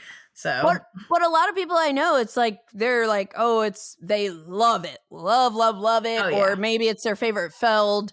So it is very popular. I don't know if it'll ever be my super jam. That's fair. But I would like to try it again at some point. Put it on the way back burner. That's fair. It might not. Again, it's a Euro game, so if you're not deep into Euro games, I would say it's not exactly thematic. I know you love theme. I mean, it's a Feld, so yeah, yeah. I'd say for me, theme is second on my list. I don't care. I just like pretty games, right? Yeah. So you're doing fun things, making fun choices. The last on my list is Yokohama from 2016 because it has a new printing out. Banger, yeah. So I'm oh my God, more people need to know about Yokohama because this is a great game. Yes, I need to get this back to the table because I have a copy of the new version, and nice. I played Yokohama years ago and loved it. So I definitely want to revisit it in its new form. And it just feels like a classic at this point. Yeah. And it's only from 2016, so it's not even 10 years old, but it is fantastic because you get all those crunchy decisions that you like, and it's great. I don't know if the deluxe components are available, but if they are, you should definitely add that to the cart when you buy this one as well. And just another shout out for SETI. If I think it might be shipping out from different retailers in the next couple of weeks. But I really enjoyed it, and it has like really cool card play and space exploration, and for sure. Yeah, so I didn't add it to the list because it's not readily available yet, but yeah, I think it's supposed to be. Same thing with Tales of the Arthurian Knights. I highly recommended this for like a midweight kind of game who likes story building. It should be out like in the next few weeks, so just be on the lookout for that. Cool. Awesome. Well, thanks, Steph. Like, I always love talking to you and talking about games. You know, I love having you teach me games because, like, often you've played a lot more stuff than me. Well, always. You've played a lot more stuff than me. So it's just great to talk to you. I think this list is great, even the stuff that I don't know. And obviously, there's so many games out there. So, for sure. You know, this list is this list. There are plenty of options for everyone out there, for whatever you're looking for. But hopefully this helped some people with holiday shopping, and just give people board games, you know? Oh yeah. It's totally fun, and you know, spread the joy of those board games for sure. Yes. Awesome, Steph. Well, thanks again. Absolutely. Happy to join you. You've been listening to the Board Game Geek podcast, produced and edited by Candice Harris. Special thanks to Matt Fonda for editing and mixing our music. Be sure to visit us on the web at BoardGameGeek.com. You can also find us on YouTube, Twitter, Blue Sky, Instagram, Facebook, TikTok, and Twitch under Board Game Geek. You can reach us by email at podcast@BoardGameGeek.com. Thanks for listening.